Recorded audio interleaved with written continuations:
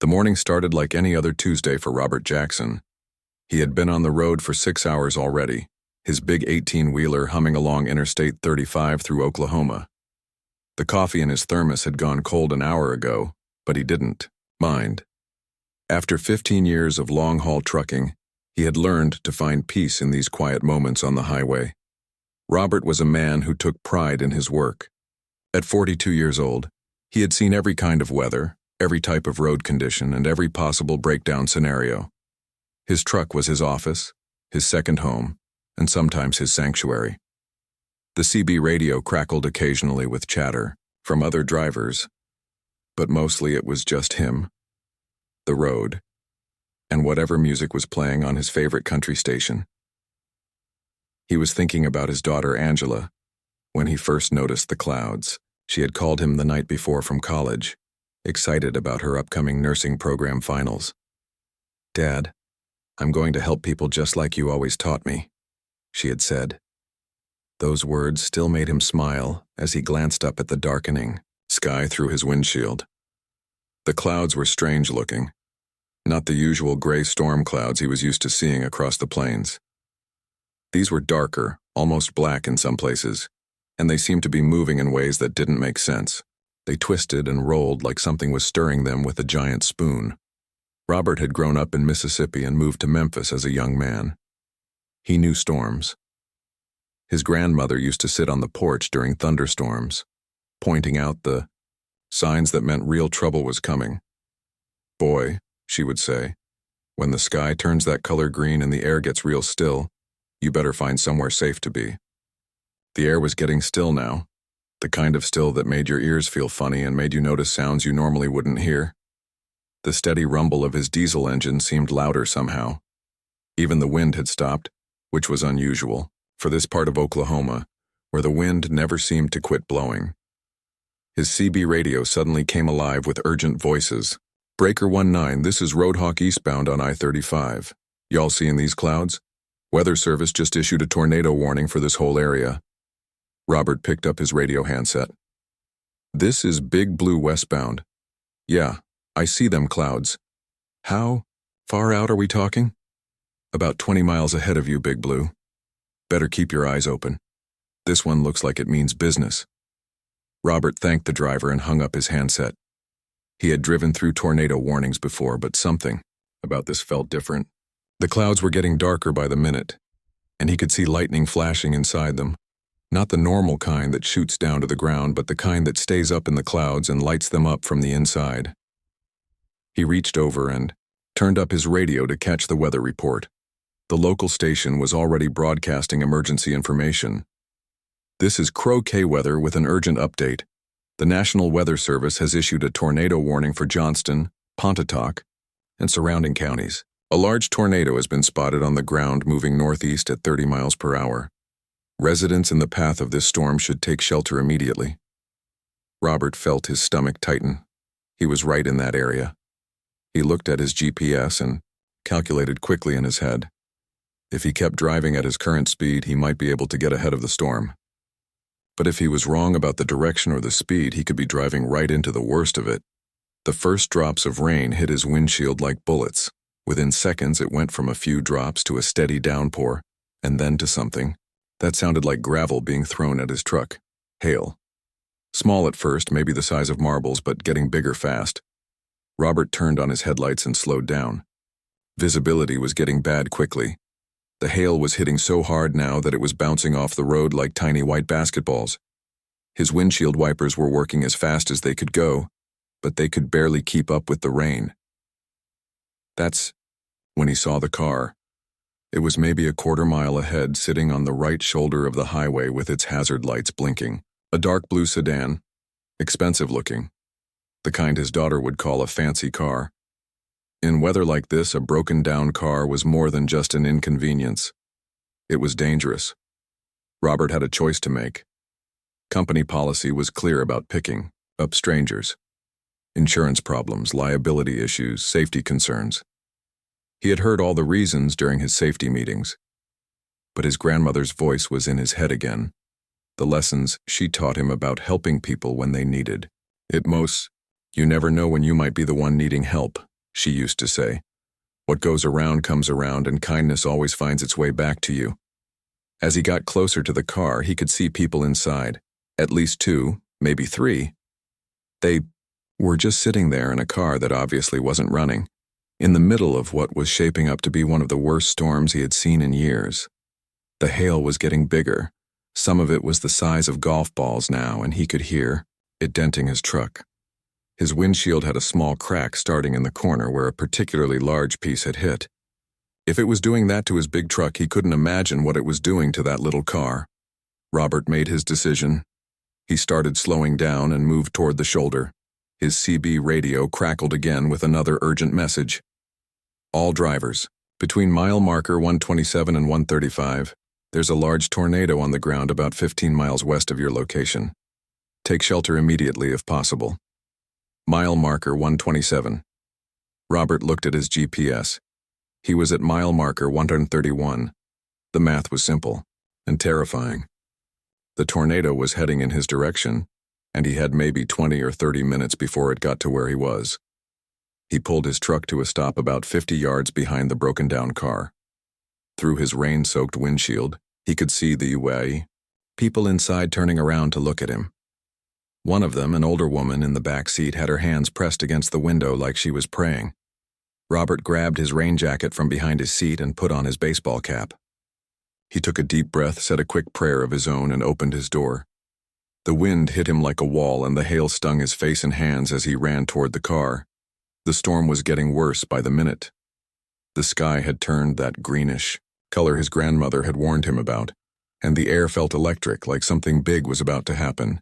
In the distance, he could hear a sound that made his blood run cold. It was low and steady, like a freight train, but he knew there were no train tracks anywhere near this highway. That sound meant only one thing. The tornado was getting closer, and these people in the broken-down car were running out of time. They all were. The hail felt like ice bullets hitting Robert's face as he ran toward the stranded car. Each step was a battle against the wind that seemed determined to push him back to his truck. But he kept moving forward, his boots splashing through puddles that were forming faster than the storm drains could handle them. As he got closer to the sedan, he could see the people inside more clearly. There was an older woman in the back seat, probably in her 70s, with silver hair and worried eyes. Next to her sat a younger woman, maybe in her 50s, wearing a dark business suit. In the front seat was a man about his own age, dressed in a crisp white shirt and tie, gripping the steering wheel even though the car wasn't running. Robert knocked on the driver's window, having to shout over the wind and rain. "You folks need some help?" The man in the front seat rolled down his window just a crack, so rain immediately started blowing into the car. "Our engine died about 10 minutes ago," he called back. "We've been trying to call for help, but there's no cell service out here." "Well, you picked a bad day to break down," Robert said, trying to keep things light despite the seriousness of the situation. "There's a tornado heading this way. We need to get you all out of here right now." The older woman in the back seat leaned forward. "A tornado? How do you know?" "I've been listening to my CB radio. Other truckers are reporting it's about 15 miles out and heading this direction. We've got maybe 20 minutes before it gets here." Robert could see the fear in their eyes now. These were clearly city people, probably not used to dealing with severe weather like this. Their car was expensive. Their clothes looked like they cost more than he made in a month, and they spoke with the kind of educated accents he usually only heard on the news.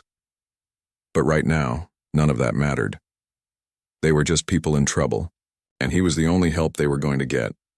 "I've got a big truck," Robert continued. "It's a lot safer than staying in your car, but we need to move fast." The woman in the business suit hesitated. "We don't even know you. How do we know we can trust you?" Robert understood her concern. Here was a complete stranger, a truck driver they had never seen before, asking them to abandon their car and get into his truck during a dangerous storm. If he were in their position, he might have the same doubts. "Ma'am, I've got a daughter about your age," he said, looking directly at her. If she was broken down on the side of the road in weather like this, I'd hope someone would stop to help her. Right now, I'm not asking you to trust me. I'm asking you to trust that staying in this car with a tornado coming is going to get you killed." As if to prove his point, A piece of hail the size of a tennis ball smashed into the car's hood, leaving a dent the size of a dinner plate. The older woman gasped and grabbed onto the younger woman's arm. "Mother, he's right," the woman in the suit said. "We can't stay here." The man in the front seat was already reaching for his door handle. "Let's go. Grab what you need, but leave everything else." Robert helped them out of the car one by one. The older woman, who introduced herself only as Catherine, was unsteady on her feet in the wind. Robert took her arm gently and guided her toward his truck. "Don't worry, ma'am, we'll get through this together." The man from the front seat, who said his name was James, was carrying a small suitcase and trying to shield the two women from the worst of the hail. The woman in the business suit, who hadn't given her name yet, was struggling with her high heels on the wet pavement. "Here, let me help," Robert said, offering his arm to support her as they made their way to the truck. These roads get slippery when they're wet. Getting 3 passengers into the cab of an 18-wheeler during a hailstorm was not easy. Robert had to boost Catherine up into the passenger seat, while James and the other woman squeezed into the small sleeper area behind the driver's seat. It was cramped, but it was dry and safe. Once everyone was inside, Robert climbed into the driver's seat and started the engine. The sound of the diesel motor was reassuring after the chaos outside. He grabbed his CB radio handset. "Breaker 19, this is Big Blue. Anyone got an update on that tornado?" The response came immediately. "Big Blue, this is Roadhawk. That twister just took out a farmhouse about 12 miles southwest of your location. You need to get out of there now. It's a big one, probably an EF4. Robert's blood went cold. An EF4 tornado had winds of over 200 miles per hour. It could pick up his fully loaded truck and toss it around like a toy. He had to get these people to safety, and he had to do it fast. "Where's the nearest shelter?" he asked into the radio. "There's a community center in Millerville, about 15 miles northeast of where you are. They've got a basement shelter there." Robert did the math in his head. 15 miles in normal weather would take about 20 minutes. In this storm, with limited visibility and dangerous winds, it could take twice that long. The tornado was moving at about 30 miles per hour according to the weather reports. It was going to be close. "Hold on, everyone," he said to his passengers as he put the truck in gear. "We're going to have to move fast." As they pulled away from the broken-down sedan, Catherine looked back sadly. "That was my late husband's car. He bought it just before he passed away last year." "I'm sorry, ma'am," Robert said, "but cars can be replaced. People can't." The woman in the business suit was quiet, but Robert could see her watching him in his mirrors. She seemed surprised by his kindness, like she wasn't used to people helping others without expecting something in return. "What's your name?" she finally asked. "Robert Jackson. I'm from Memphis originally, but I've been driving truck for about 15 years now." "I'm Elizabeth," she said. "This is my mother, Catherine, and James has been our family's driver for many years." Robert noticed she didn't give her last name, and something about the way she said "our family's driver" suggested these people had money.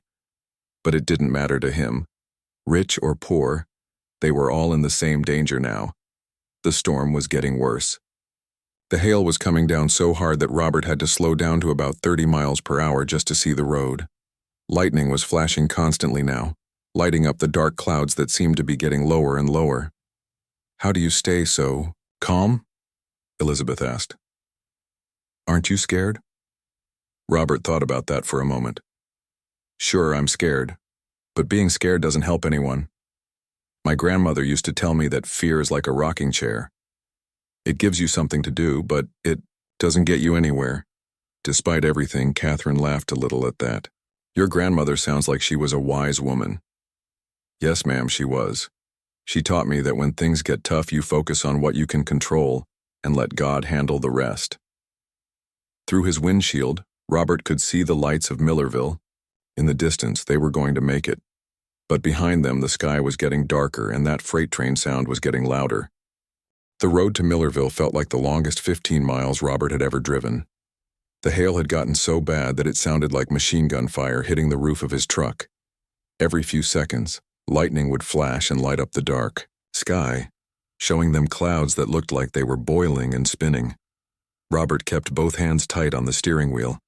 fighting against wind gusts that tried to push his 18-wheeler off the road. In his 15 years of driving, he had been through ice storms, blizzards, and flash floods, but nothing quite like this. The weather seemed angry, like it had a personal grudge against anyone foolish enough to be out in it. "How much further?" Catherine asked from the passenger seat. Her voice was shaky, but she was trying to stay calm. "About 10 miles, ma'am. We're making good time considering the weather." Elizabeth was quiet in the sleeper area behind him, but Robert could see her in his mirror. She was holding onto a handle on the wall, her knuckles white from gripping it, so tight. James sat next to her, looking out the small window at the storm. "I've never seen anything like this," James said. "I've been driving for 30 years, but nothing like this." Robert's CB radio crackled to life again. All units, this is emergency dispatch. The tornado that was reported southwest of Millerville has been upgraded to an EF4. It's now on the ground and moving northeast at approximately 35 miles per hour.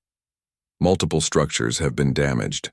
All residents in Johnston and Pontotoc counties should take shelter immediately. Robert felt his stomach drop.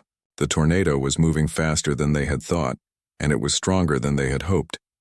An EF4 tornado was the kind that made the national news, the kind that changed landscapes and destroyed everything in its path. "What does EF4 mean?" Elizabeth asked. She had obviously heard the radio message. "It means winds of about 200 miles per hour, Robert said, trying to keep his voice steady. "Strong enough to level most buildings and toss cars around like toys." Catherine gasped and put her hand to her heart. "Oh my. But don't worry," Robert continued quickly. "The community center in Millerville has a proper basement shelter. It's built to handle storms like this. We just need to get there."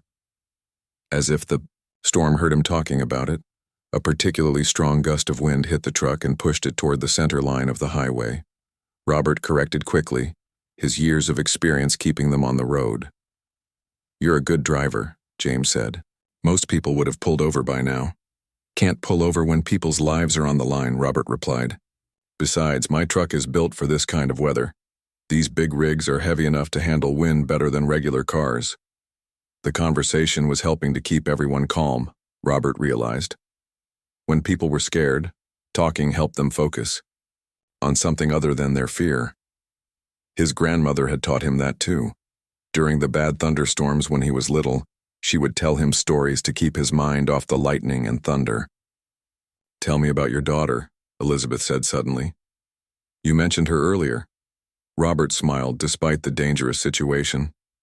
Talking about Angela always made him feel better. "Her name's Angela. She's 22 and just finishing up her nursing degree. Smart as a whip, that girl, gets it from her mother." "Is she your only child?" Catherine asked. "Yes, ma'am. Her mother and I divorced when Angela was 12, but we made sure she always knew she was loved. She's the best thing I ever did with my life." "She's lucky to have a father like you," Elizabeth said quietly. Something in her voice made Robert glance at her in the mirror. There was sadness there, like maybe she was thinking about her own family. "What about you folks? You heading somewhere special when your car broke down?" James and Elizabeth exchanged a look that Robert caught in his mirror. There was something they weren't telling him, but he didn't push. Everyone had a right to their privacy. "We were going to visit family," Catherine said simply. "A reunion of sorts." "That's nice. Family's important. I don't get to see Angela as much as I'd like because of my job, but we talk on the phone every few days." The lights of Millerville were getting brighter now. Robert could see the exit sign ahead, barely visible through the rain and hail. But behind them the sky was getting darker and that freight train sound was getting louder. "Is that the tornado?" James asked, obviously hearing it too. "Most likely," Robert said. "But we're almost there." He took the exit ramp carefully, his truck's tires splashing through standing water. The small town of Millerville looked like a ghost town. Every business was closed, every house was dark, and there wasn't another car on the road. "Where is everyone?" Catherine wondered.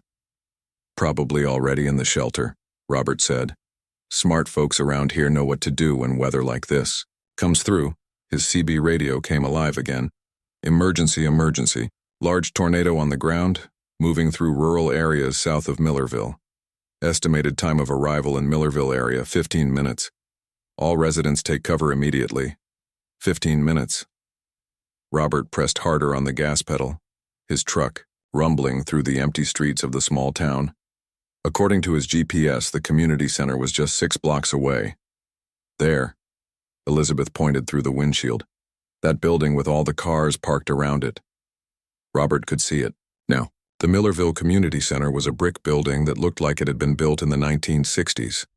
There were dozens of cars and pickup trucks parked around it, and people were still hurrying inside carrying blankets and emergency supplies. Robert pulled his truck into the parking lot and parked as close to the building as he could get. "Everybody ready? We're going to have to run for it." "What about your truck?" James asked. "Your cargo?" Robert looked back at the trailer behind him. It was loaded with electronics equipment worth more than he made in 2 years. His company trusted him with expensive cargo, and losing it would probably cost him his job. But then he looked at the 3 people depending on him to get them to safety, and the choice was easy. "Truck's insured," he said. "People aren't." They climbed out of the truck one by one, Robert helping Catherine down from the high cab. The wind was even stronger now, and the hail was the size of baseballs. They ran for the community center door, Robert shielding Catherine with his body as much as he could.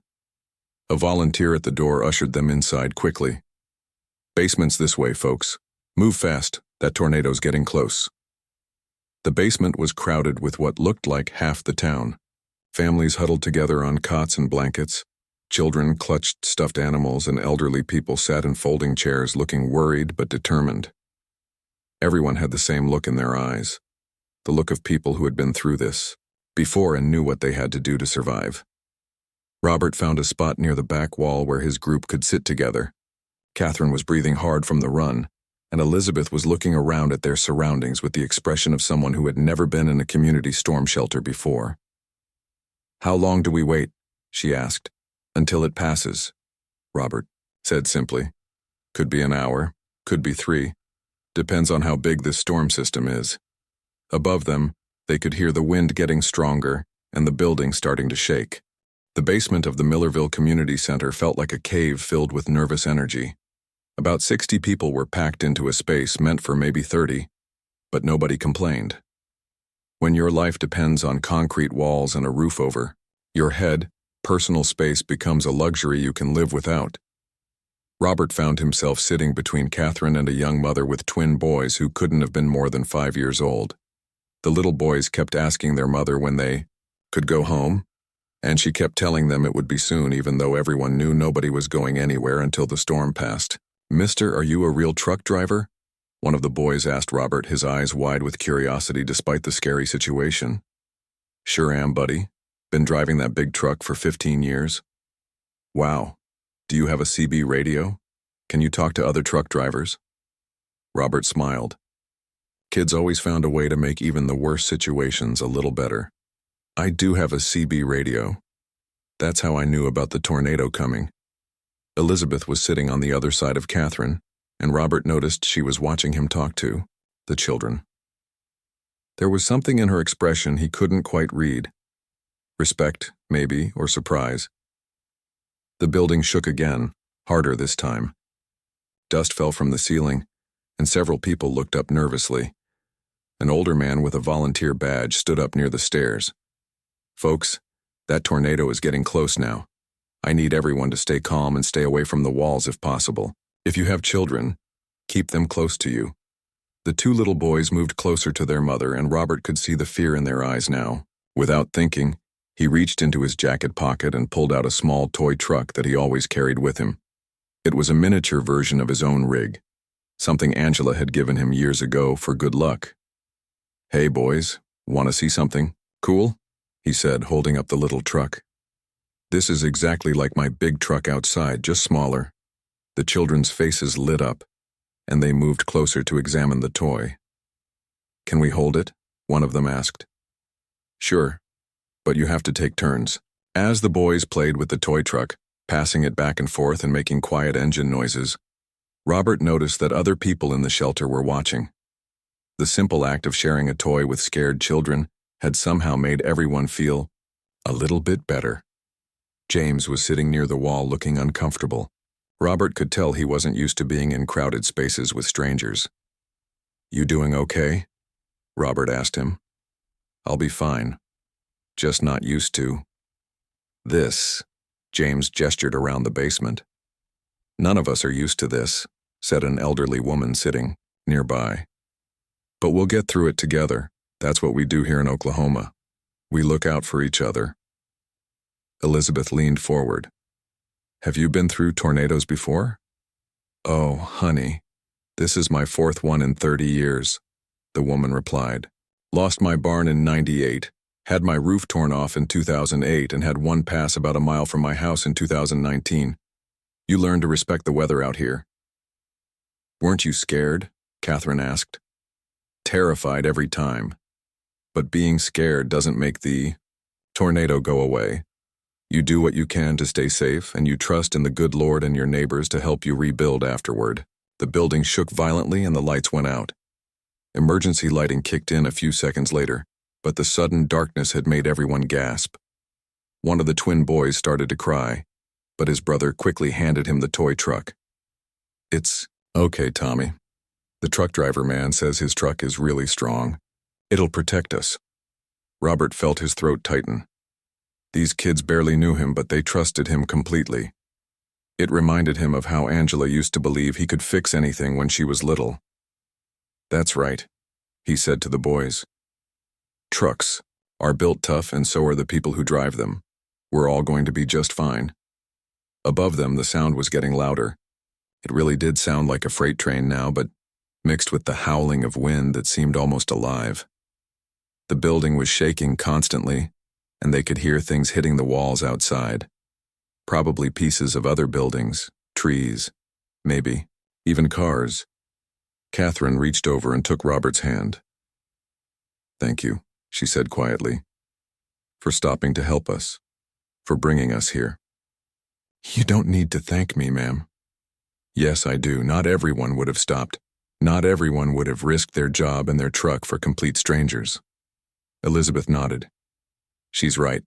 What you did, it says a lot about who you are." Robert felt embarrassed by the attention. "I just did what anyone would do." "No," said the elderly woman who had been talking about previous tornadoes.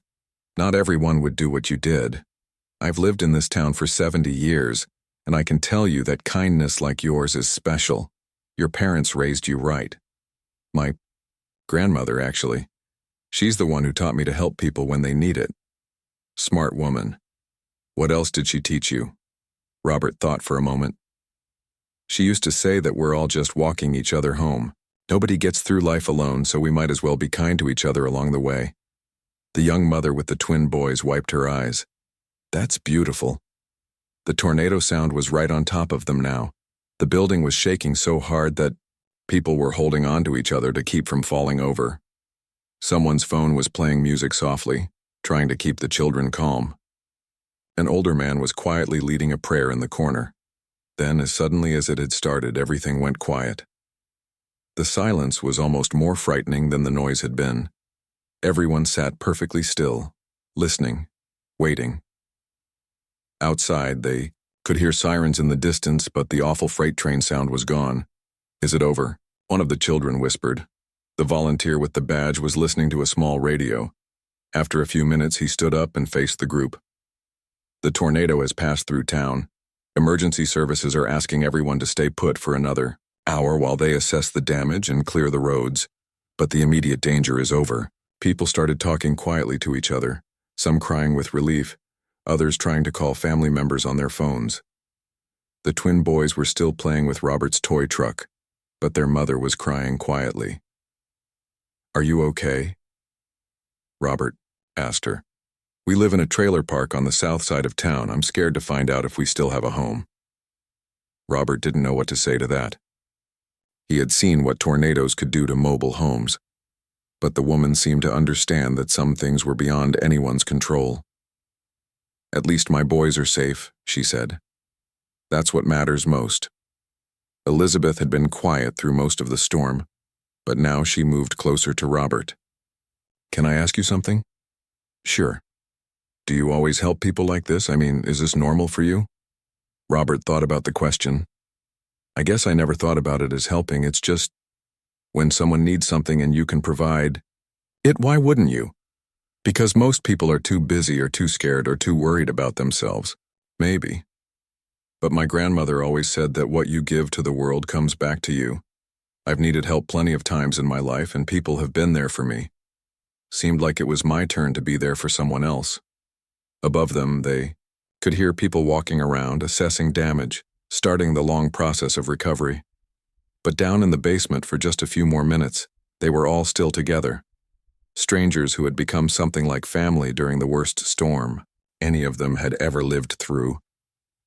When the all clear finally came, people started filing up the basement stairs slowly. Everyone was eager to see what was left of their town, but nobody was in a hurry to face what they might find. Robert helped Catherine up the stairs while Elizabeth and James followed behind them. The first thing that hit them when they stepped outside was the smell. It was the scent of rain and mud, but also something else. Destruction. The air smelled like broken wood, torn metal, and earth that had been ripped up and scattered. The second thing was the silence. Millerville was a small town, but it usually had the normal sounds of life.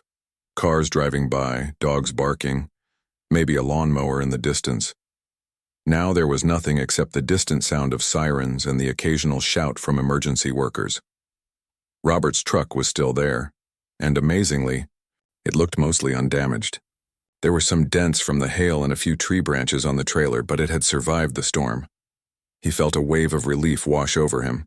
His job was safe, and more importantly, he could get these people wherever they needed to go. But as they looked around the rest of the town, the damage was clear. The tornado had cut a path right through the center of Millerville.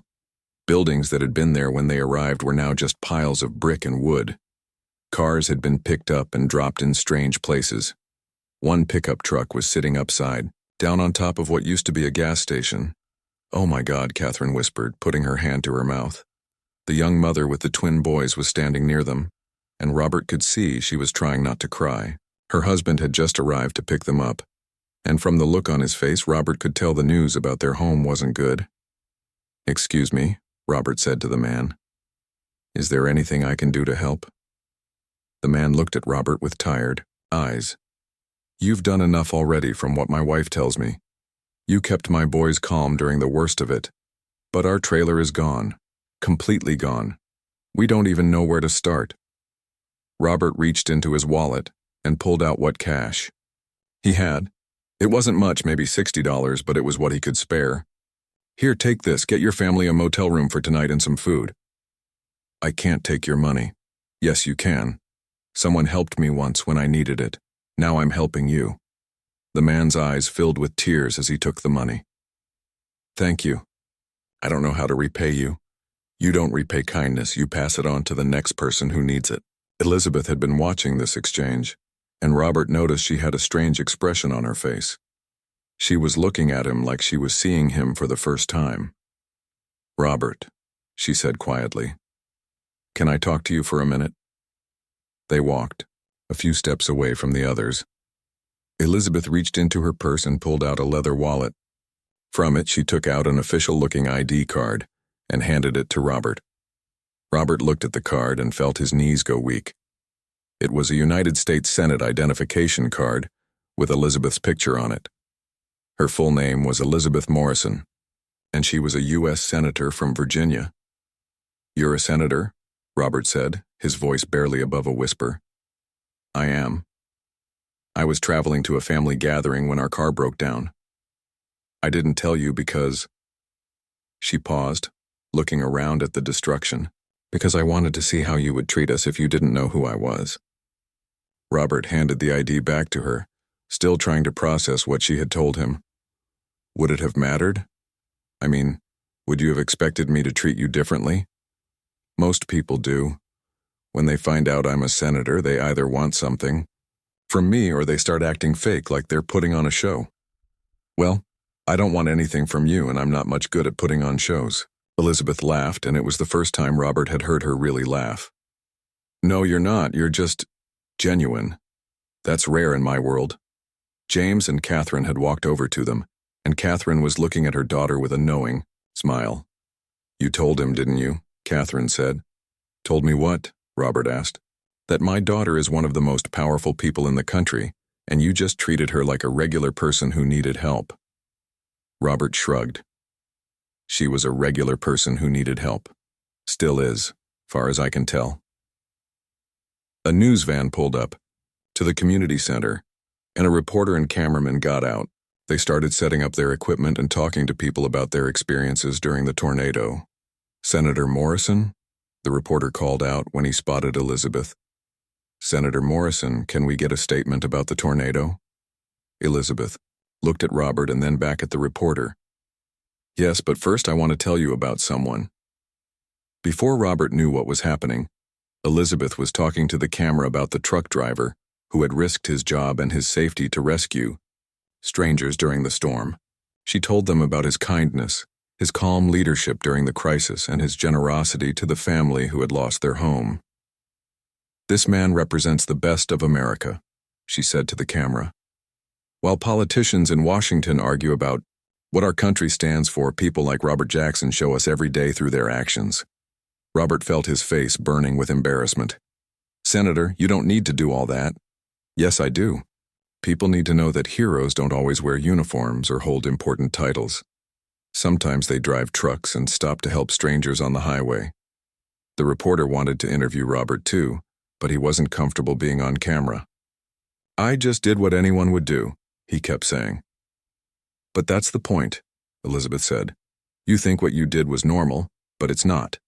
In a world where people walk past each other on the street without making eye contact, you stopped your truck in a tornado to help people you'd never met." Over the next few hours, as emergency workers helped people sort through the damage and start the recovery process, Robert learned more about the woman he had rescued. Elizabeth had been a senator for 8 years. She worked on committees that dealt with transportation and infrastructure. She'd spent her career trying to help working people, but she admitted she had lost touch with what their daily lives were really like. "Riding in your truck, talking to you and the other people in the shelter. It reminded me why I got into politics in the first place," she told him. "I forgot that the best way to understand people is to listen to them, not read reports about them." As the day wore on, word of the rescue began to spread beyond the local news. Social media picked up the story of the truck driver who saved a senator, and by evening, Robert's phone was ringing with calls from reporters and TV shows. "This is crazy," he told Elizabeth. "I don't want to be famous, I just want to get back to my regular life." "I understand. But maybe you can use this attention to help other people. There are a lot of truck drivers out there who don't get the respect they deserve. Maybe this is a chance to change that." Elizabeth was true to her word. Over the following months, she worked with Robert to draft legislation that would improve safety conditions for truck drivers, create better rest areas, and provide more support for the people who keep America's economy moving.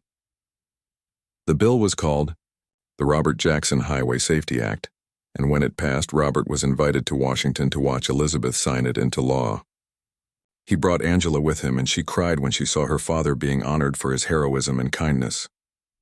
"I always knew my dad was special," Angela told the reporters. "Now everyone else knows it too." Robert went back to driving his truck, but he never forgot the lesson he learned that day in Oklahoma. Sometimes the most important thing you can do is simply show up for another human being when they need you most. And sometimes, when you least expect it, that simple act of kindness can change the world.